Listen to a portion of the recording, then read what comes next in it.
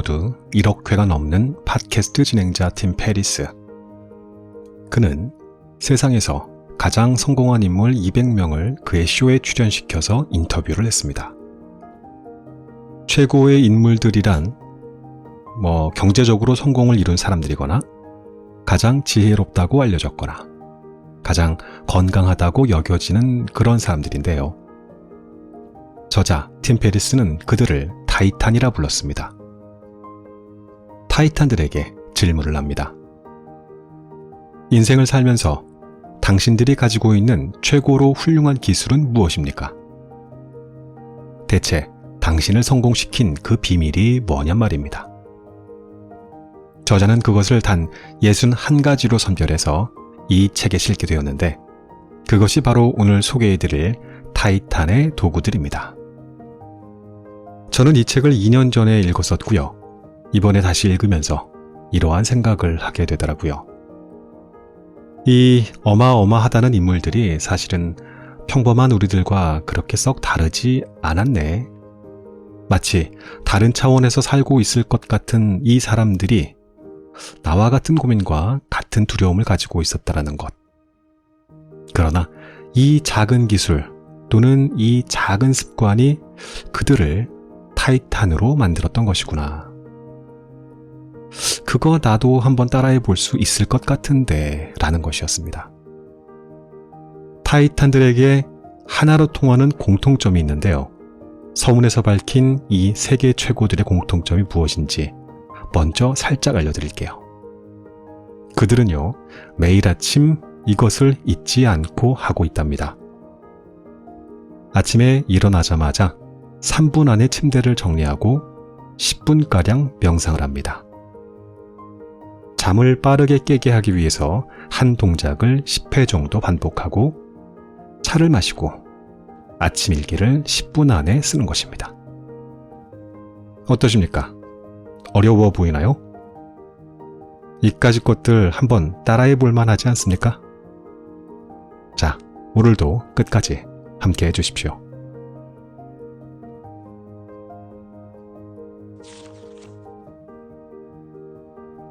(10번) 실패하라. 실패해도 괜찮을 만한 상대를 골라라. 스타트업 역사상 가장 빠른 속도로 성장한 회사를 만든 인물의 비결은 무엇일까? 트레이시는 이렇게 답했다. 10번의 실패다. 사업을 시작할 때 투자자들에게 홍보를 할 생각이라면 처음 10번의 미팅은 별로 자금 지원을 받고 싶지 않은 투자자들과 가지라고 충고해주고 싶다. 역사상 가장 빠른 속도로 성장했다고? 투자를 받고 나서는 그랬을지 모르지만 처음부터는 아니었다. 처음에는 대부분 실패하게 마련이다. 나도 정말 오랫동안 실패를 거듭했다. 트레이시 주장의 요점은 실패해도 괜찮은 스파링 상대를 골라서 진짜 투자받고 싶은 사람들과의 미팅 리허설과 연습으로 활용하라는 것이다. 이 전략은 매우 강력하기 때문에 당신에게 적극 추천한다. 최고의 배우 제리 사인펠드도 대본을 처음 받았을 때는 공식적인 첫 리허설 모임이 있기 전에 규모가 아주 작은 극장에 사람들을 모아놓고 맹렬하게 연습을 한다. 나이키는 미국처럼 큰 무대에서 신제품을 선보이기 전에 뉴질랜드 같은 나라에서 신제품과 광고 캠페인 성과를 시험한다. 나는 뉴욕의 출판사들을 돌아다니면서 4시간이라는 책을 홍보할 때 27번이나 거절당했다. 이 모든 실패에도 불구하고 우리가 여전히 운이 좋은 것은 우리에게 필요한 건 하나의 출판사, 한 명의 결정적인 투자자, 하나의 무엇이라는 사실이다. 그러니 부지런히 돌아다녀라. 최소 10번 이상 실패한 다음에 링에 올라라. 트레이시는 이렇게 말했다. 10번 실패하면 자연스럽게 알게 된다. 이미 큰 성공을 거둔 경험이 있는 최고의 투자자들이 같은 길을 걸어가고자 하는 나에게 무엇을 원하는지를, 나에게 무엇을 알려주고 싶어 하는지를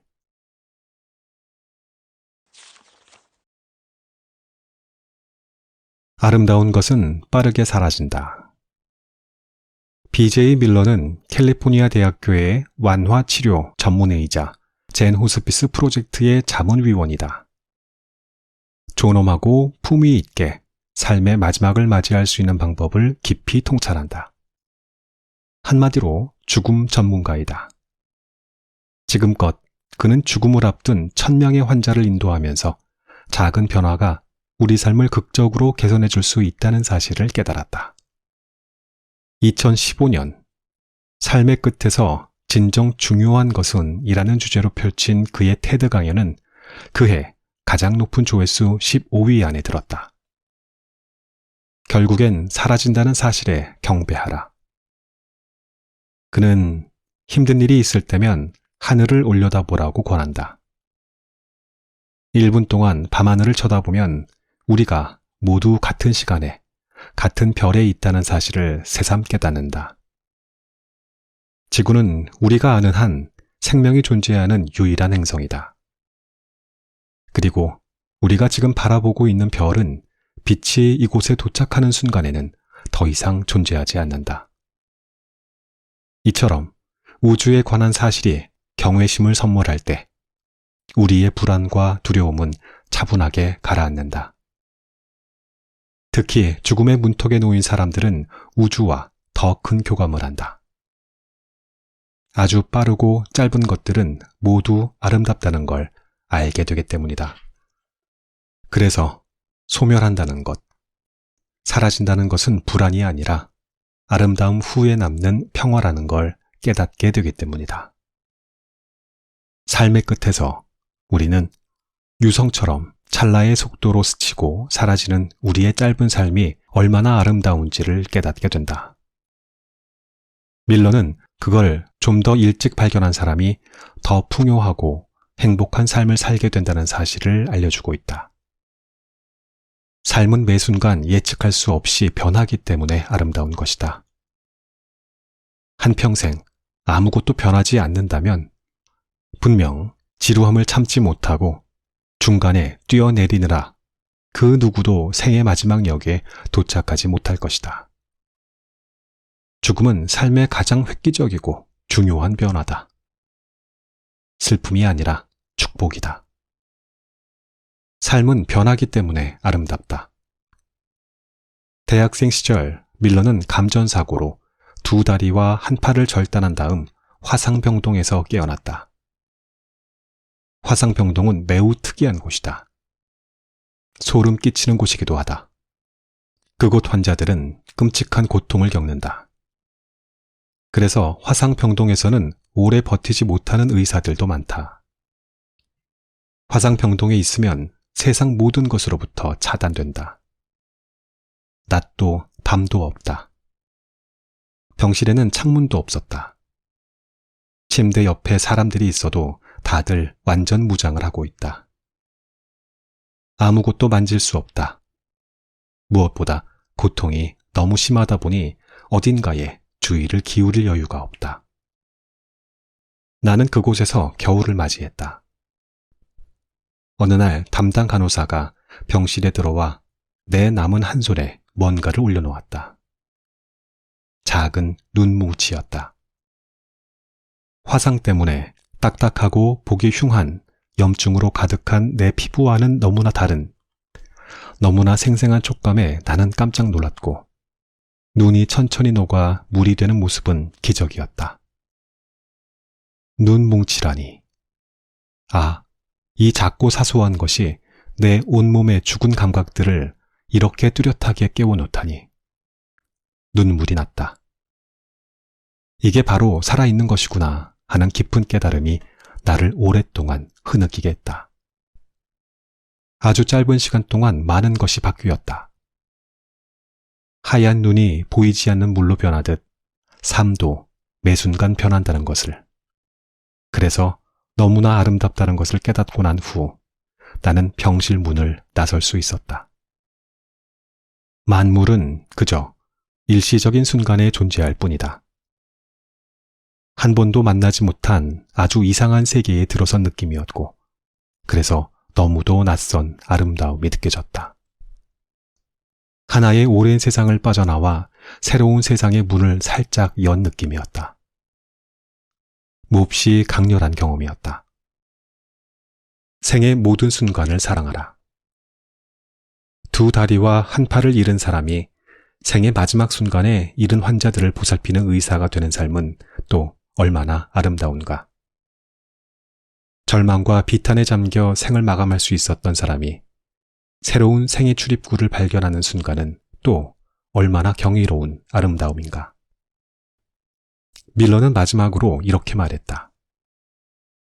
살아있다는 사실 자체만으로 우리는 충분히 보상받고 있다. 상황이 어려울수록, 두려움에 휩싸일수록, 앞이 보이지 않을수록 우리는 매 순간 살아있음에 감사해야 한다. 매 순간 구둣근을 고쳐매고 배낭을 짊어진 채 삶에 집중해야 한다. 지금 뭔가 마음에 들지 않고 좌절하기 쉬운 곳에 있는가? 그렇다면 그건 아름다운 희망으로 가득 찬 곳으로 갈 날이 머지 않았다는 뜻이다.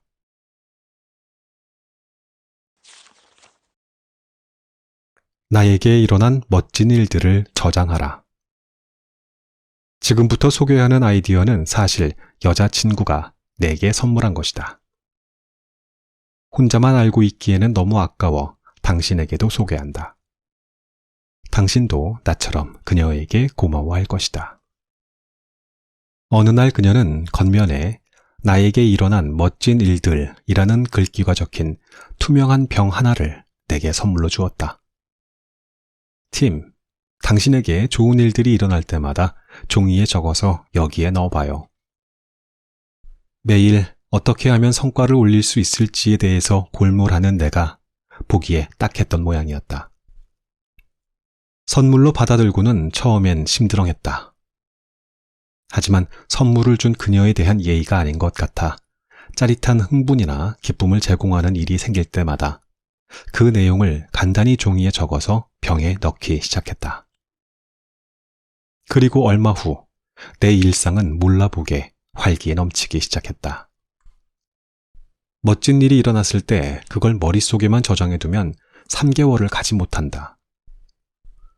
우리는 불과 석 달 전만 해도 멋지고 기쁜 일이 일어났다는 사실은 까맣게 잊고 다시 우울과 비관 모드에 젖는다. 나에게 일어난 멋진 일들을 저장하는 병을 갖는 건 이에 대한 매우 지혜로운 처방이다. 외롭고 쓸쓸하고 우울할 때 병 속의 종이를 꺼내 읽으면 새로운 힘과 에너지를 얻을 수 있다. 아울러 투명한 병에 멋진 일들이 점점 쌓이는 모습을 눈으로 보는 것만으로도 삶의 질은 사뭇 달라진다. 이 책에 등장하는 타이탄들의 성공 비결을 한마디로 요약하자면 시각화다. 긍정적인 일이든 부정적인 일이든 시각화해서 정리하면 현명한 해결책과 효과적인 방법들을 더 많이 얻을 수 있다. 나에게 일어난 멋진 일들이라는 이름의 병을 갖는 것도 이와 같은 맥락에 있다. 당신도 한번 시도해보라. 병을 갖고 있어도 거기에 넣을 멋진 일이 일어날 것이다. 나는 이 병을 눈에 잘 띄는 곳에 둔다. 나에게 일어난 멋진 일들이라는 글귀를 볼 때마다 그때도 상황은 별로 좋지 않았지만 결국 잘 해냈잖아. 힘내라 팀 하는 내면의 목소리를 듣곤 한다. 항상 심각한 얼굴을 하고 있으면 금방 지친다. 포기한다. 악순환이 계속된다. 이 순환을 끊는 지혜는 작은 성공을 의미하는 것이다. 수학 문제를 풀듯 한 문제를 해치운 뒤에 곧바로 다음 문제로 넘어가는 방식의 삶은 병 속에 어떠한 일도 정립하지 못한 채 스르륵 사라지고 만다. 나에게 일어난 멋진 일들이라는 글귀와 커다란 별 또한 느낌표가 붙어있는 병을 준비하자. 삶을 항상 진지하게만 생각하는 사람일수록 꼭 이 병을 준비해야 한다. 어린 자녀를 참여시켜도 좋다. 내 독자 중에는 가족 전체가 이 방법을 통해 감사하는 삶을 실천하는 사람들도 있다. 매일 병에 한 가지씩 적어 넣는다. 정 기록해 넣을 만한 일이 없으면 오늘 하루도 무사히 넘겼다도 괜찮겠다. 나쁜 일이 일어나지 않은 것만으로도 멋진 하루였을 테니까. 하루하루 작고 소박한 멋진 일들, 감사한 일들을 정립해 나가는 연습을 하다 보면 엄청나게 좋은 일들이 당신을 찾아갈 것이다. 스스로를 향해 걸어라. 나발 라비칸트는 스타트업 기업의 투자자, 구직자들을 위한 플랫폼 엔젤리스의 CEO다. 지금껏 100개 이상의 기업에 투자했으며 그중 트위터를 비롯한 많은 기업이 엄청난 성공을 거두었다. 받아들여라. 그에 따르면 어떠한 상황이든 우리는 세 가지 선택이 가능하다. 바꾸거나, 받아들이거나, 떠나거나이다. 바꾸고 싶은데 바꾸지 않는 것, 떠나고 싶은데 떠나지 않고, 그렇다고 받아들이지도 않는 것은 좋은 선택이 아니다. 불행은 대부분 그러한 몸부림과 혐오감 때문이다. 나발이 마음속으로 가장 많이 외치는 말은 받아들여라다. 약간 의외였다. 나발 같은 투자 전문가에게는 바꾸거나 떠나거나와 같은 적극적인 선택권이 더 어울리지 않는가? 받아들인다는 것은 뭔가 정체되어 있는 느낌이다. 하지만 그는 고개를 젓는다. 뭔가를 바꾸고 어딘가로 떠나기에는 시간이 너무 없다는 것이다. 그는 이렇게 말했다. 우리가 어떤 존재인지 아는가? 거대한 은하수에 있는 별 하나의 주위를 맴도는 작은 바위에 자리 잡고 있는 원숭이들이다. 우주는 100억 년 이상부터 존재했고 앞으로 1000억 년 이상 이어질 수도 있다. 그런 우주 속에서 나나 당신은 극소의 존재일 뿐이다. 반딧불이가 한 번 반짝여 본 정도가 우리의 인생이다. 우리가 하는 그 어떠한 일도 지속되지 않는다. 언젠가 우리도, 우리가 한 일도, 우리 아이들도, 생각들도 사라질 것이다. 이 지구도, 태양도 전부. 그러니 그냥 앉아서 나를 중심에 놓고 조금만 눈을 돌리는 게 가장 행복한 자세이다. 중심의 즐거움. 무엇인가를 받아들인다는 것은 어딘가를 향해 떠날 때 필요한 모든 짐을 내려놓는다는 뜻이다. 그만큼 가볍게 살 수 있다는 의미다. 그래서였을까? 나발의 말은 거침이 없다. 그는 성공하고 싶다면 자신보다 더 성공한 사람들과 어울리라고 간단히 말한다. 행복하고 싶으면 자신보다 덜 성공한 사람들과 어울리면 충분하다고 웃는다. 이처럼 자신을 중심에 놓고 세상 일을 받아들이기 시작하면 문제들은 작고 단순해진다. 나발에게 참된 행복의 정의는 내가 그곳으로 가는 것이 아니라 그곳이 나에게 오게 하는 것이다. 그는 말한다. 너무 힘에 겹거나 바꾸기에는 너무 시간이 오래 걸리거나 간단하게 여겨지지 않는 것에는 흥미를 갖지 마라. 그러면 당신은 빠른 속도로 행복해진다. 나를 가장 잘 아는 사람은 누구인가? 자, 정리해보자. 나발에 따르면 행복은 자신을 중심에 놓는 행동이다. 중심에 앉아 해답이 가능하고 간단한 것들에 대해 집중해서 노력한다. 고정된 시각이 아니라 다양하고 풍부한 프레임으로 세상을 바라보는 사람은 불행해지지 않는다. 그렇다. 우리는 깨달음이나 진리를 찾아 수십 년 동안 산속을 헤매며 고된 수련을 할 이유가 없다. 우리를 일깨우는 진리는 매 순간 얻을 수 있는 소박한 것들이면 충분하다. 나발은 깨달음이란 우리가 하는 생각들 사이의 공간이다 라고 설명한다. 멋진 말이다. 매일 나 자신을 중심에 놓고 생각하면 누구든 일정 수준의 깨달음을 얻을 수 있다. 화려할 필요도 거창할 필요도 없다. 나 자신만 납득시킬 수 있으면 충분하다. 그러니 어딘가로 가지 못해 무언가를 바꾸지 못해서 두려워할 것도 불안해할 것도 아니다.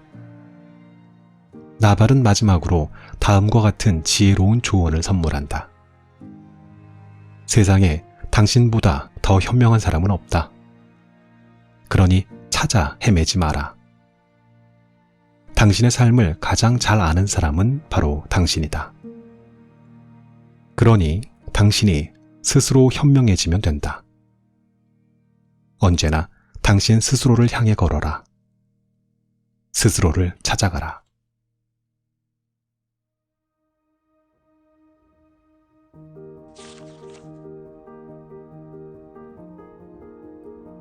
전 세계 수백만의 독자의 사랑을 받았던 타이탄의 도구들에 이어서 1년 만에 다시 돌아온 팀 페리스의 신작 지금 하지 않으면 언제 하겠는가 로 일주일 만에 돌아온 책 읽어주는 자작나무입니다.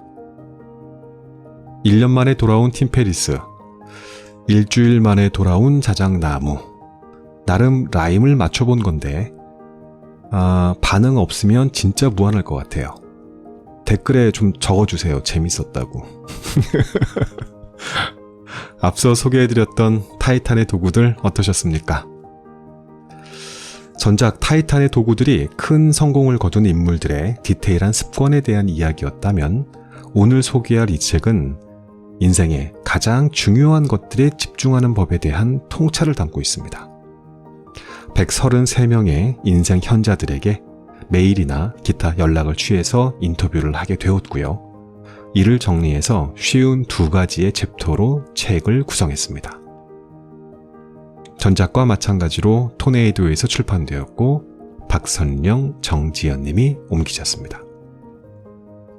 1년 전에 미리 읽었던 책이었습니다. 역시. 그랬는데 다시 읽을 때 뭔가 또 달라졌습니다. 그러한 경우들 많이 있죠. 처음에는 와닿지 않았던 내용들이 시간이 흐르고 나서 왜 이걸 그때는 모르고 지나갔지? 이렇게 마음에 새롭게 각인되는 페이지, 문장들이라는 게 있어요. 서문에서 팀 페리스가 그런 이야기를 합니다. 사람이 달라지듯 책도 함께 변해간다고요. 시간이 흐르면 우리가 느끼는 방법과 분야가 달라져서 더 이상 같은 책이 아니라는 것입니다. 엄청 공감되죠? 이 책 가운데에서 짧은 에피소드 먼저 말씀드려 볼게요. 재미있어요. 불확실하고 추상적인 상황이 놓일 때가 있죠. 예를 들어서 지금 출발하면 기차를 놓치게 될까? 또는 설거지를 안 하면 아내는 나한테 얼마나 화를 낼까? 이러한 질문에 대해서 우리는 어쩌면 그럴 수도 아마도 이렇게 애매모호하게 대답을 하잖아요. 그런데 이러한 대답을 숫자로 말해보랍니다. 자, 0은 절대 아니다. 100은 항상 그렇다. 자, 다시요. 지금 설거지를 안 하면 아내가 나한테 얼마나 화를 낼까에 대해서 한 70% 정도 화를 낼 거야. 지금 출발하지 않으면 기차를 놓치게 될까? 라고 할 때에는 한 20% 정도 가능성이 있어. 이런 식으로 말입니다. 그렇게 불확실하고 추상적인 단어가 떠오를 때에 퍼센테지로 생각하는 습관을 들이면 의사결정의 결과를 획기적으로 개선시킬 수 있답니다. 세상은 수학이 지배하고 있기 때문이다. 이 말을 누가 할게요? 리브 볼이라고 하는 월드 포커 선수였답니다. 또 팀 페리스의 서문 마지막 문장 참 좋았습니다. 이 책이 소금 광산을 향해 가는 당신에게 강력하고 지혜로운 목적이 되어주기를, 그리하여 반짝반짝 빛나는 것들을 캐내어서 인생을 가득 채우기를. 이걸 가장 쉽게 할 수 있는 방법은 무엇인가? 이걸 지금이 아니면 언제 할 것인가? 미소를 지으며 펜을 들어라. 경이로운 안내자들이 당신에게 다가오고 있다.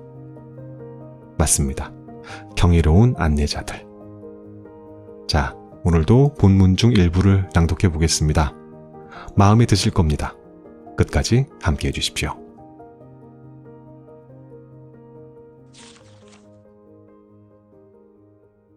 인생을 눈에 보이는 곳에 두어라.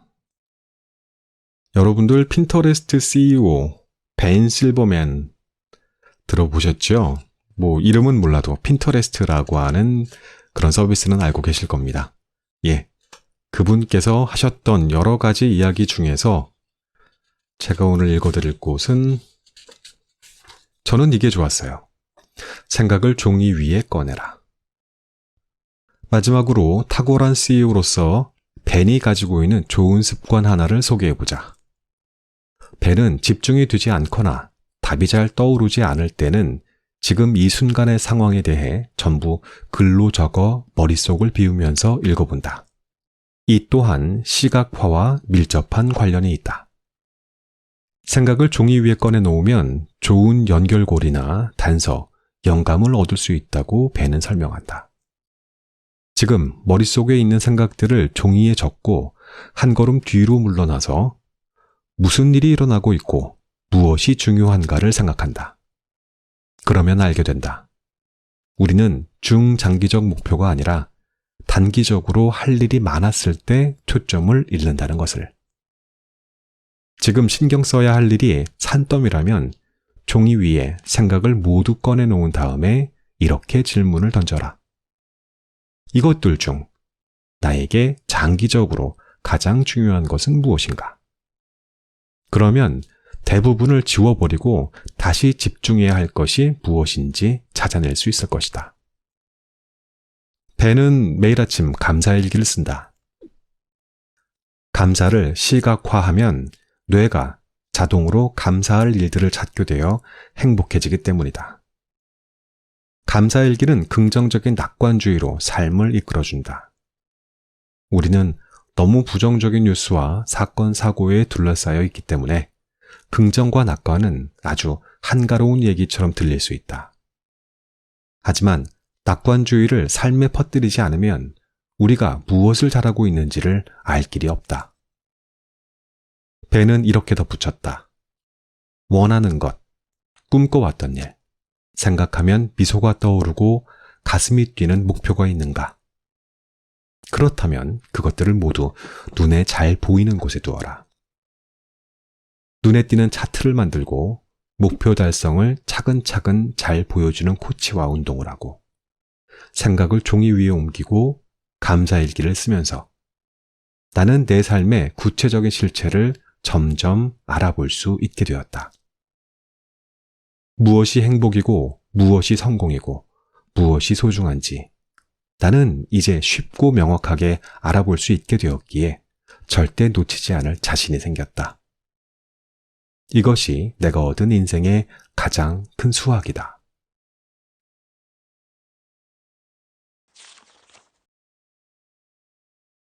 시수를 잃지 마라. 세계적인 동기부여 강사이자 베스트셀러 작가. 오프라 윈프리는 카이를 가리켜서 이 시대의 가장 고무적인 젊은이라고 평했다. 영화배우 아놀드 슈왈제네거는 그를 챔피언 인간이라고 설명했고 전설의 아이스하키 선수 웨인 그레츠키도 그를 위대함이란 단어로 표현했다. 카일은 선천적인 희귀 질환을 앓은 탓에 양팔은 팔꿈치밖에 없고 다리는 무릎 근처에서 끝난다.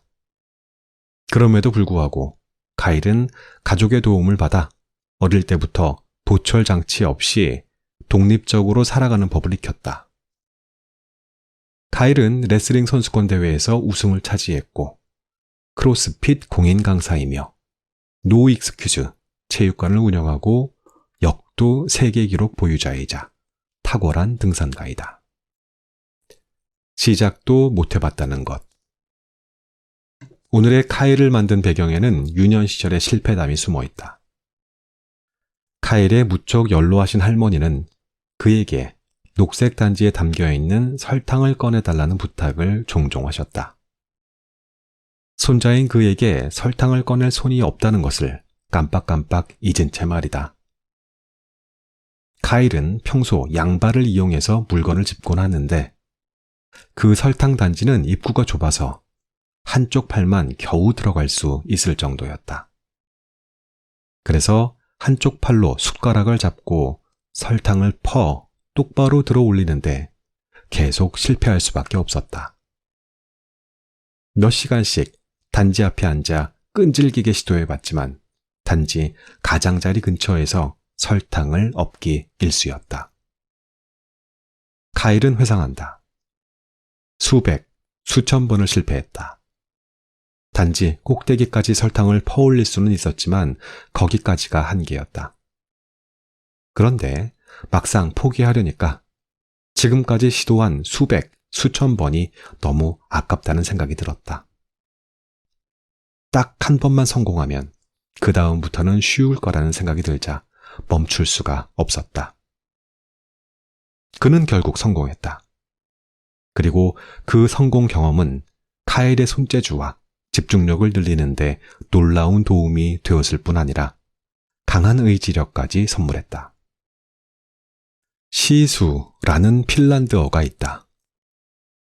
자신의 능력이 한계에 달했다고 느낀 뒤에도 계속 시도할 수 있는 정신력을 뜻한다.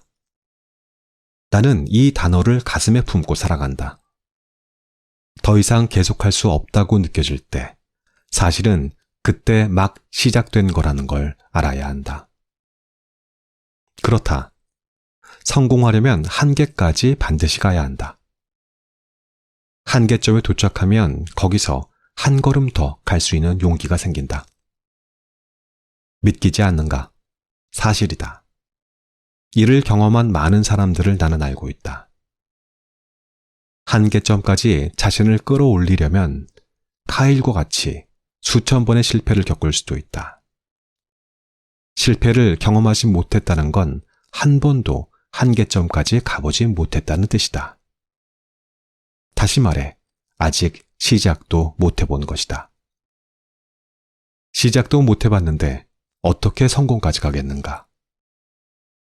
수없는 실패를 통해 우리는 한계점까지 나아간다는 사실을 명심하라. 죽지 않는 한 그만둘 수 없다.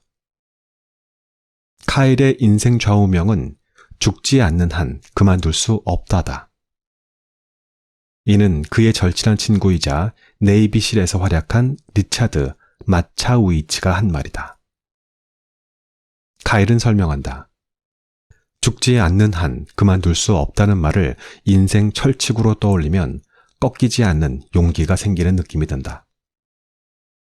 내가 레슬링에 막 입문했을 때 35번이나 연속으로 진 적이 있다. 그럼에도 부모님은 계속 내게 레슬링을 권유하셨다. 이를 놓고 아동학대라고 비난하는 사람들도 있었다. 내가 점점 성장하고 이름을 얻기 시작하자 사람들의 비난은 그만큼 더 거세졌다. 사람들은 내가 부당한 이득을 취했다고 근거 없는 소문을 퍼뜨리기도 했고 누나들에게 내가 경기가 시작된 뒤 20초 만에 죽은 모습이 TV로 생중계될 거라는 악성 댓글을 남긴 사람들도 있었다. 내가 장애인이기 때문에 우리 동반팀이 킬리만자로나 아콩카과 산에서 떼죽음을 당할 거라고도 했다. 내가 지금 이런 얘기를 하는 이유는 하나다. 우리가 좋은 노력을 통해 점점 원하는 것을 얻으면 얻을수록 그걸 시샘하고 조롱하고 비난하는 사람들과 직면할 수밖에 없다는 사실을 알려주고 싶어서다. 그때마다 상처받고 굴복하거나 분노를 터뜨리면 더 이상 삶은 계속될 수 없다. 죽지 않는 한 그만둘 수 없다는 메시지는 비난에 대처하는 강력한 처방이 되어준다. 그만두는 것은 전적으로 나의 선택이지 타인의 강요일 수 없다. 죽지 않는 한 그만둘 수 없다는 가장 힘든 순간에 나를 지탱해주는 만트라다. 카일에게 인생 좌우명을 선물한 친구 리처드는 암과 사투를 벌이다가 세상을 떠났다. 하지만 그는 이번 생에서 다른 사람들이 10번을 살아도 못다 할 경험들을 했다. 마지막 숨을 거두는 순간까지 그는 카일에게 속삭였다고 한다. 이봐, 절대 그만두지 마. 나처럼 고통을 즐기는 사람들을 계속 친구로 두게나. 지복을 찾아라. 여기에서의 지복이라는 단어의 뜻은요, 극강의 행복감, 이러한 뜻이라고 합니다. 나는 카일에게 인생의 궁극적인 목표가 무엇인지 물었다.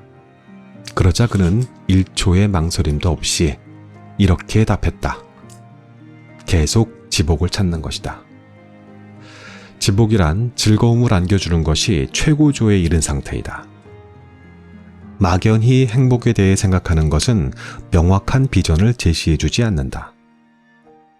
행복이 현상 유지보다 약간 위에 존재한다면 지복은 가장 높은 곳에서 가장 생생하게 살아있다는 기분을 느끼게 해주는 것이다. 카일에게 지복이란 험난하고 아찔한 산꼭대기 위에서 느끼는 자유. 태평양 한가운데에 떠있는 조각배에 누워있을 때 몸을 스치는 산들바람과 같은 것이다. 지복을 찾으려면 용기를 내야 한다고 그는 설명한다. 자, 다음 문장이 굉장히 인상적입니다. 인생을 살다 보면 알게 된다. 풀리는 날보다 안 풀리는 날이 몇백 배는 더 많다는 것을. 나를 응원하는 사람보다 비아냥대는 사람이 몇십 배는 더 많다는 것을. 죽을 고비를 넘기는 게 한두 번이 아니라는 것을. 질 것을 알면서도 뛰어들어야 한다는 것을. 무엇보다 오늘 지복을 안겨준 것이 내일은 아닐 수도 있다는 것을. 그럴 때는 간단하다. 처음부터 다시 추구하면 된다. 오늘 나에게 최고의 경험을 준 것이 내일은 평범한 것으로 전락하는 게 인생이다. 그래서 우리는 쉴 새 없이, 끊임없이 용기를 내서 부지런히 찾아다녀야 한다. 역설적이지만 그것이 곧 지복에 머무를 수 있는 유일한 방법이다.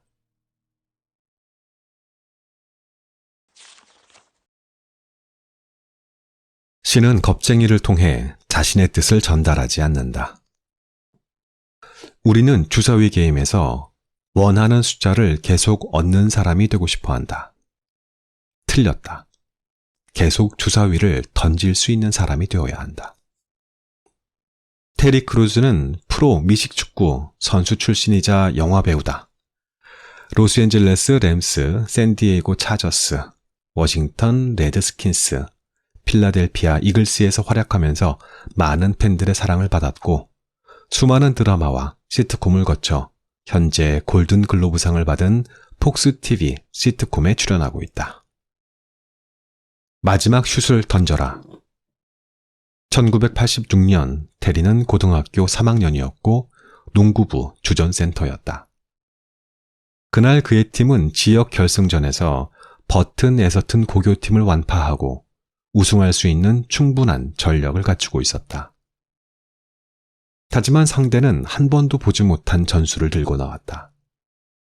지연 작전이었다. 당시는 공격 제한 시간이라는 개념이 거의 없었을 때였다. 버튼 에서튼은 심판의 인내심이 한계에 이르기 바로 직전까지 슛을 던질 생각이 없이 계속 공을 돌렸다. 그들의 전술은 성공적이었다. 테리의 팀은 당황했고 경기 내내 끌려다녔다. 종료 5초 전 스코어는 47대 45. 테리의 팀이 2점 뒤진 상황이었다. 버튼 에서튼의 가드가 코트를 가로지르는 긴 패스를 시도하는 순간 테리가 공을 가로챘다. 테리는 연장전으로 경기를 끌고 갈 수 있는 기회를 잡고 코트 끝까지 필사적으로 드리블을 했다. 5, 4, 3, 2, 1. 테리의 손을 떠난 비저 버터를 림은 외면했다.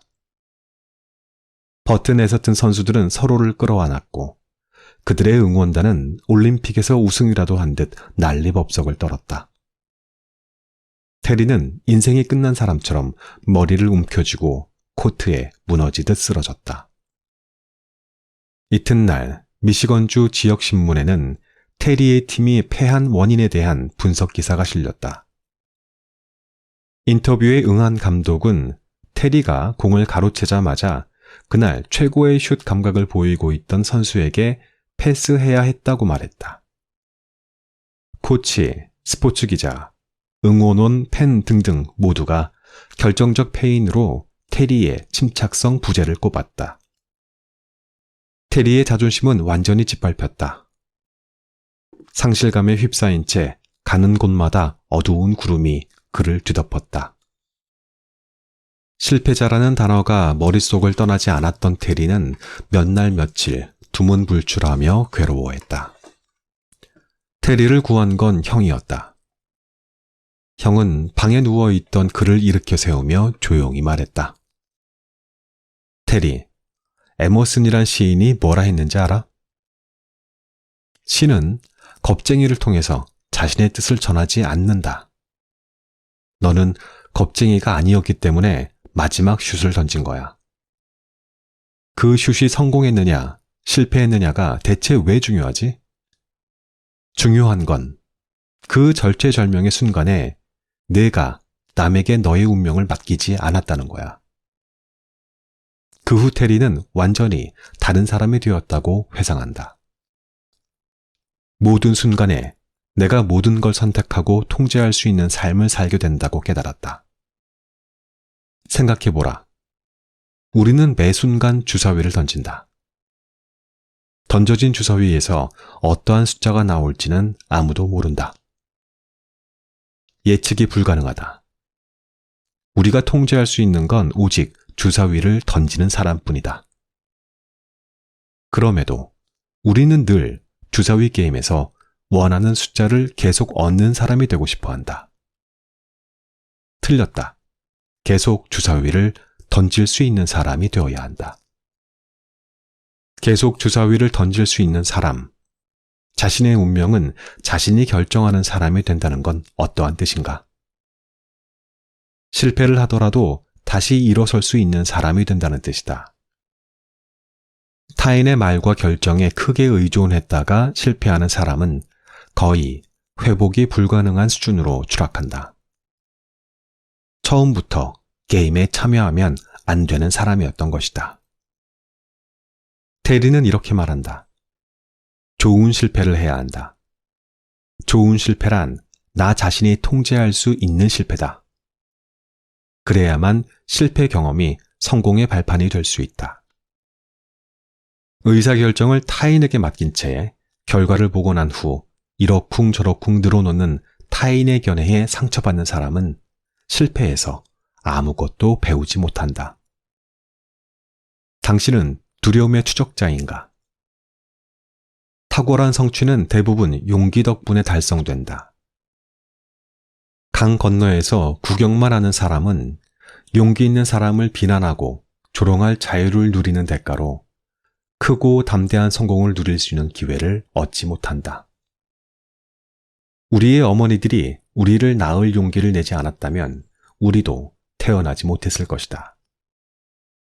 테리는 선택의 기로에서 불안과 초조감에 사로잡힐 때마다 앞으로 일어날 최악의 상황은 무엇인가? 라는 질문을 던진다. 그리고 그 대답은 한결같다. 누군가의 밑에서 안락함을 누리려고 눈치를 보느니 위대하고 놀랍다고 생각하는 일을 하다가 죽는 편이 낫다. 테리는 이 같은 자문자답을 하며 혼잣말을 많이 한다. 그러면 두려움을 구분하고 대처하는데 명확한 도움을 얻기 때문이다. 그는 조언한다. 두려움은 누군가를 추적할 때 가장 큰 괴물이 되고 누군가에게 추적당할 때 점점 작아지다가 사라진다. 당신은 두려움을 추적하는 사람인가? 아니면 두려움에게 쫓기는 사람인가?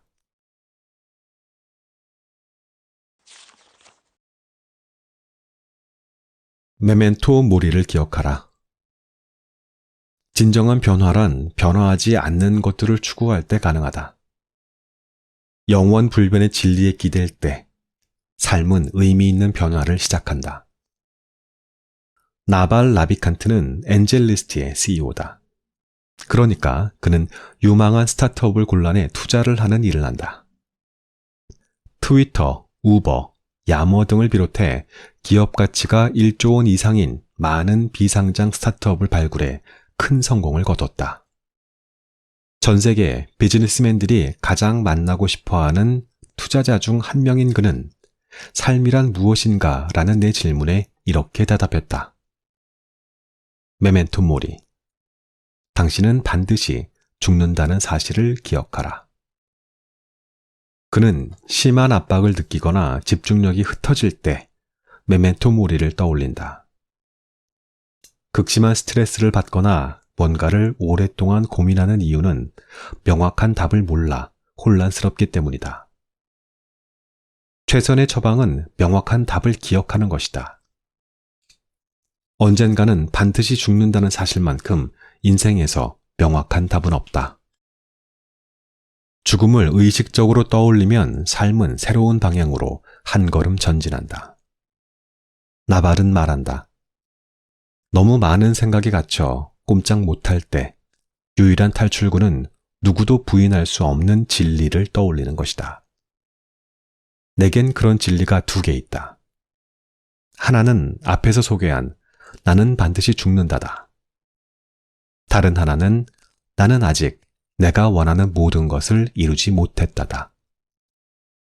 언젠가는 반드시 무로 돌아간다는 생각을 하면 나를 누르고 있던 생각의 무게가 가벼워진다. 나아가 원하는 모든 걸 이룬 사람의 삶은 얼마나 싱거운가. 원하는 모든 것을 아직 다 얻지 못했기에 나는 삶의 이유를 가질 수 있다. 삶은 이러한 방식으로 앞으로 나아간다. 젊은 시절 가난했기에 나는 나이 든 후 돈을 벌 수 있었다. 상사들과 나이 많은 사람들의 신뢰를 잃은 덕에 나는 독립하는 데 성공했다. 성격이 맞지 않은 사람과 결혼할 뻔한 적이 있었기에 좋은 사람과 결혼할 수 있었다. 병에 걸린 경험이 있기에 건강에 각별한 관심을 기울일 수 있었다. 이것이 인생의 유일한 법칙이다. 사는 게 고통스러운가? 둘 중 하나다. 모든 것을 이미 이루었거나 모든 것을 끊임없이 회의하고 있거나 곱씹을수록 깊은 맛이 우러나는 통찰이 아닐 수 없다. 나발은 욕망의 정체에 대해 꿰뚫고 있는 지혜로운 사람이다. 욕망은 우리를 움직이게 하고 고무시킨다. 하지만 욕망에 집착하다 보면 곧 그 안에서 익사하고 만다. 욕망에 사로잡힌 삶은 모든 것을 해결해야 할 문제, 명확한 답을 얻어야 할 문제로 인식하기 때문이다. 이를 위해 없는 답을 만들어내는 지경에 이른다. 하지만 그러한 답이 우리를 진리로 이끌리는 만무하다. 사람들은 머리를 식히기 위해, 기분 전환을 위해 산을 오르고 바다에 간다. 푸른 산과 바다를 보면 마음이 편안해지고 삶의 위안과 평화를 얻는다. 이유는 간단하다. 절대 변하지 않는 것, 영원히 그 자리에 있는 것에는 우리가 마음에 새겨야 할 진리가 숨어 있기 때문이다. 진리 앞에선 모두가 겸손해진다. 바로 그 겸손이 우리가 얻어야 할 궁극적 지혜일 것이다. 인생에 정답 따위는 존재하지 않는다. 겸손한 태도를 얻고자 하는 행동만이 우리를 진리 가까이로 이끈다. 행복이 뭔지 아는가? 숙제나 의무 때문이 아니라 오롯이 그 책이 좋아서 하는 독서와 같은 것이다. 끌어안고 있는 욕망을 버려야 참된 욕망을 얻는다. 죽음을 생각해야 삶을 얻는다. 이 같은 역설을 인생 전반에 적용하면 좋은 개선과 진전을 얻을 수 있다. 인간은 변화를 갈망한다. 변화하지 않으면 뒤처지고 한 번 뒤처지면 회복할 수 없다는 불안 때문이다. 하지만 진정한 변화란 절대 변화하지 않는 것들을 추구할 때 가능하다. 영원 불변의 진리에 기댈 때 삶의 의미 있는 변화를 시작한다. 나발은 마지막으로 이렇게 덧붙였다. 거의 모든 일을 거부하라. 타협 따위는 개나 줘버려라. 평생 함께 일할 수 있는 사람하고만 일하고 하는 것 자체만으로 즐거운 활동에 시간을 투자하라. 다시는 보지 않을 사람들과 저녁을 먹지 마라. 지루한 사람들을 위해 지루한 행사에 참석하지 마라. 휴가를 즐기고 싶지 않은 곳으로 여행을 가지 마라. 그 대신 다른 사람의 바다가 아니라 나의 바다를 항해해라. 나의 산을 올라라. 죽음까지 내가 어떤 경로와 지점을 거치는지 머릿속에 그려라. 메멘토 모리를 침대맡에 붙여놓아라.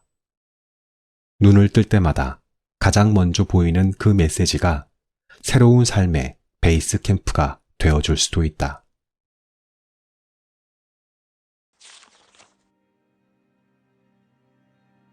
강을 건너야 원하는 것을 얻는다. 우리가 원하는 것은 모두 두려움의 반대편에 있다. 아이샤 타일러는 배우이자 영화감독, 에미상을 받은 더 토크의 진행자, 인기 애니메이션 시리즈 아처의 라나 케인 목소리, 크리미널 마인드의 타라 루이스 박사, 시트콤 프렌즈로 유명하다. 그리고 그녀가 집필한 스스로 만든 상처는 베스트셀러가 되어 많은 독자들의 사랑을 받았다. 설탕을 끊어라. 아이샤 타일러만큼 다양한 분야에서 왕성한 활동을 한 사람도 드물다. 이처럼 놀라운 에너지와 활력을 공급받는 비결을 묻자 그녀는 한마디로 답했다. 설탕을 끊은 덕분이다. 아이샤는 오랫동안 심각한 설탕 중독이었다. 이는 수면의 질과 생산성에 막대한 영향을 끼쳤다. 그녀에게 설탕이란 마약의 다름 아니었다. 특정한 시간에 설탕을 섭취하지 않으면 아무것도 하지 못했다. 그러던 어느 날 아이샤는 작가 잭 캠필즈의 책에서 수렁에서 벗어날 수 있는 구원의 메시지를 발견한다. 당신이 원하는 모든 것은 두려움의 반대편에 있다. 이 문장을 마음속으로 수없이 낭독하면서 아이샤는 설탕이 구축한 삶의 반대편으로 거처를 옮기겠노라 결심했다. 하지만 설탕을 끊을 수 있는 요령 같은 건 없었다. 아이샤가 할 수 있는 유일한 노력은 설탕의 반대편까지 길고 긴, 멀고도 먼 길을 가는 것이었다. 마침내 나는 목적지에 도착해 반대편에 있는 하얀 가루들을 바라볼 수 있게 되었다. 시간을 계산해 보니 설탕을 끊는데 15년이 걸렸다. 나는 소리를 지를 뻔했다. 너무 오래 걸려서가 아니라 이렇게 오랜 시간을 포기하지 않았다는 게 너무 기뻤기 때문이다. 설탕을 끊은 후 즉각 혈당 수치가 안정됐다. 에너지가 올라가고 운동 능력이 개선되고 정신도 더욱 맑아졌다. 그야말로 모든 것이 예전보다 나아졌다. 가장 고통스러운 변화였지만 고생한 보람이 있었다. 이제 설탕을 먹으면 곧바로 몸에 부정적인 반응이 나타나 오히려 멀리하기가 쉬워졌다. 성공이 무엇이냐고 누군가 묻는다면 나는 이렇게 대답해주고 싶다. 다시는 돌아가지 않는 것이라고. 아이샤가 설탕을 끊음으로써 새로운 삶과 성공을 거둘 수 있었던 데는 용기가 가장 큰 지분을 차지한다. 그녀는 창작 작업이나 일, 가족, 친구 등 모든 면에서 용감한 삶을 살려고 노력한다. 용감하다는 것은 현재에 충실하고 결과가 어떻든 간에 목표를 향해 최선을 다해 전진하는 것이라고 아이샤는 정의한다. 그녀는 강연 때 용감한 삶을 가장 많이 입에 올리고 팬들에게 사인해 줄 때에도 용감하게 라는 단어를 함께 적어준다. 이미 몇 걸음 내디뎌 뒤돌아갈 수 없을 때나 땅이 꺼지는 기분이 들 때마다 당신이 얼마나 용감한 사람인지를 떠올려라. 이 방법은 새로운 힘을 얻는데 가장 효과적인 방법이다. 나도 마찬가지다. 내가 용감하다는 사실을 잊지 않았기에 15년에 걸친 전진이 가능했다. 잭 캔필트가 말한 것처럼 당신이 원하는 것은 늘 반대편에 있다. 그곳을 향해 용감하게 가라. 우리가 목표를 이루는데 실패하는 것은 용기가 부족하거나 용기를 잃어서가 아니다. 우리가 용감하다는 사실을 잊어버렸기 때문이다. 글로벌 베스트셀러 인생이 빛나는 정리의 마법을 쓴 정리 컨설턴트 곤도 마리에는 이렇게 말했다. 기쁨을 일으키지 않는 모든 것을 버려라. 그리고 아이샤는 마지막으로 이렇게 말한다. 완전히 벗어나는데 계속 실패하고 있는 한 가지를 선택하라. 그것의 반대편으로 삶을 옮기겠다는 장기적인 목표를 세워라. 시간이 얼마가 걸리든 목표 달성에 성공하든 실패하든 상관없다. 그건 당신이 아니라 당신의 용기가 알아서 할 것이다. 일단 반대편으로 가고 나면 내게 진짜로 기쁨을 주는 것이 무엇인지 알게 된다. 알고 나면 기쁨을 주지 않는 것들을 거절하는 일이 정말 쉬워진다.